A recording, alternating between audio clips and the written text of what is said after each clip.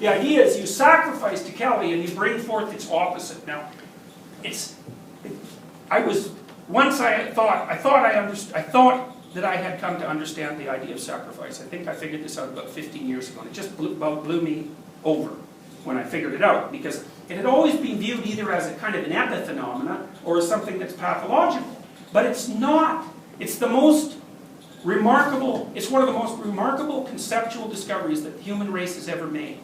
Because what it meant was we started to figure out that if you gave something what it wanted, if you gave something of value, then you could turn it into something that might be beneficial to you.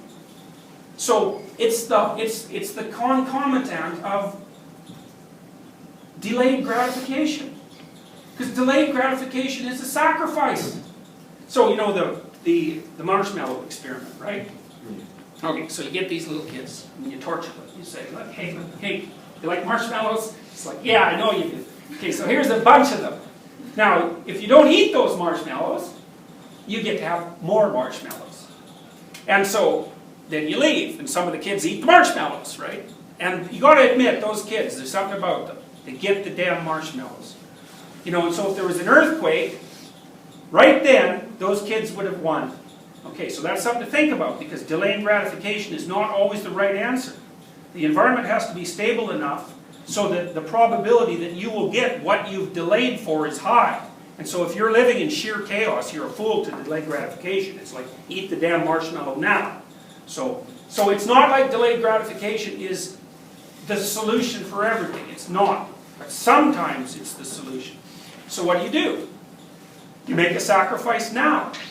And the idea is it will pay off in the future. So then you think about that in archetypal forms. It means that you forego something of value now.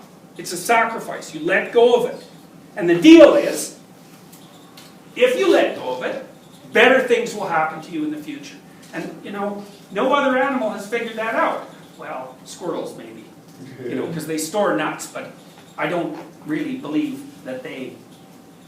I think it's fundamentally an instinct. You know what I mean? I don't think they've generalized from that idea. They do act it out, but I don't think they've generalized from it. They haven't turned it into a concept. And so the concept here is the world is constituted such that it has a tremendously destructive element. But if you can barter with that properly, then you can flip it over, and the part of it that's positive will reveal itself. It's like, that's bloody brilliant. It's unbelievably brilliant. And there's even another element to it, because let's say that all you've been getting from reality for a while is Kelly. It's all spiders and snakes and fires and skull, you know, and things that want to eat you. You might think, why is that? And one answer is, well, that's just what it's like. But then that's a problem, because that's not just what it's like. You know that the opposite is there, and you might say, well, where the hell is that? Like, why is it hiding its face from me? And one answer is, reality cannot be contended with. That's one answer. But that's like, you're depressed and hopeless as soon as that happens. It's like, you're done. Here's another answer. You might be doing something wrong. And then you might think, well, what would it mean to be doing something wrong? And then we might say, maybe you're hanging on to something you value a little too tightly. Maybe one of your axiomatic presuppositions, like the thing that's at the top of your damn value structure, is actually sufficiently outdated or pathological, such that if you hold on to it, all you're going to get is frowns and misery. So maybe you have to let it go. That's a sacrifice. And so maybe that's why the rule is, when you're making sacrifices to Kelly, any other god for that matter, is don't sacrifice the low quality junk. You sacrifice the stuff that you're attached to. Because if things aren't going right, it could be that it's because you're attached to the wrong things. Now that's interesting. That's starting to get very interesting, because that means that people are starting to think, maybe my attitude has something to do with this. It's something I can change.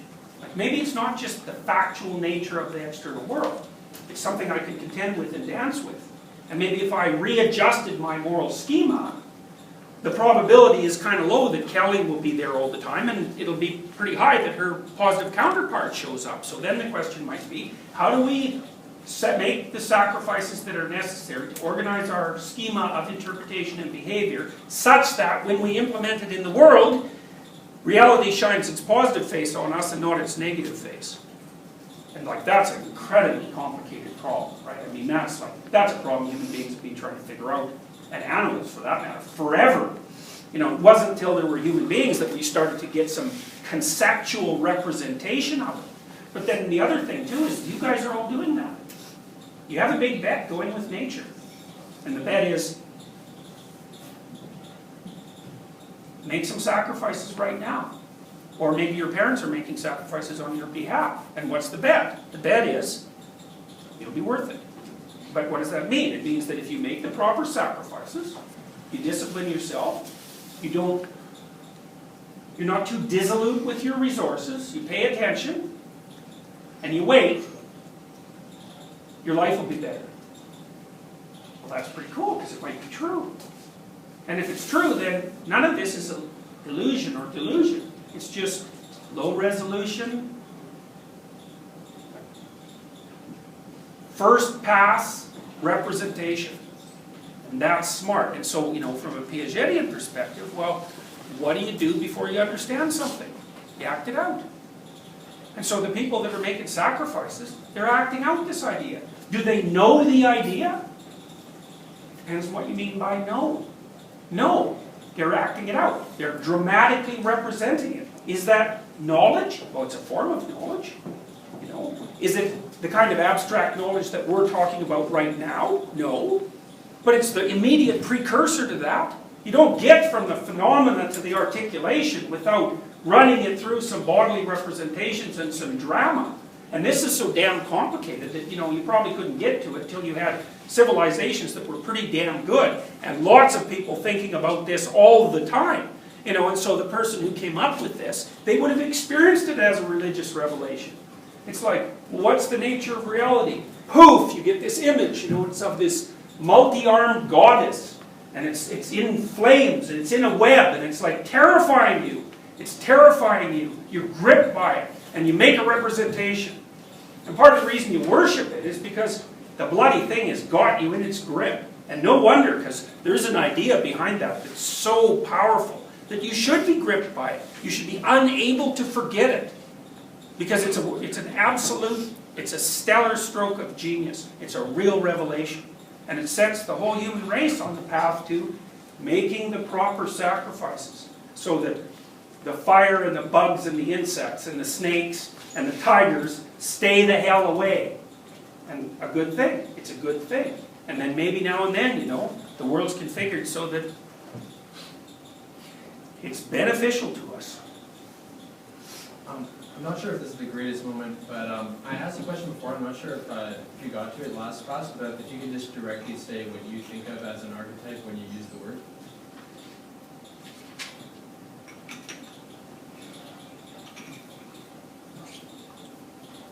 Well, that's a good question. This is an archetype, but your behavioral reactions to that could also be archetypal.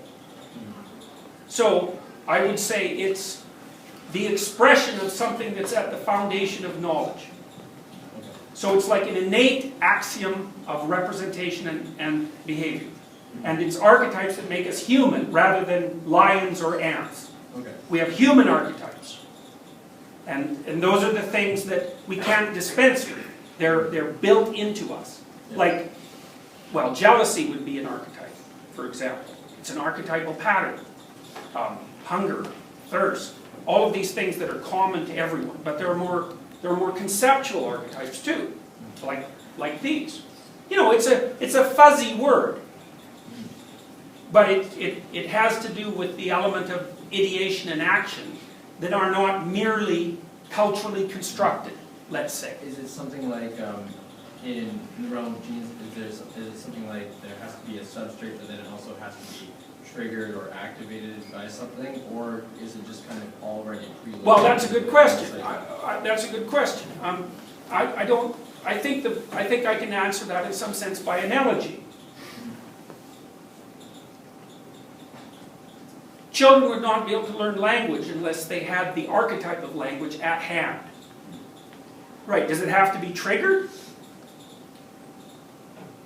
Twins sometimes come up with their own language, identical twins. So they'll just create a language, you know, and so there's a pretty powerful language creating capacity. But generally speaking, yes, it's triggered because you're thrown into an environment where language is the norm. Yeah. But you can throw a chimp in there and that's not going to work. Now, what it is that make people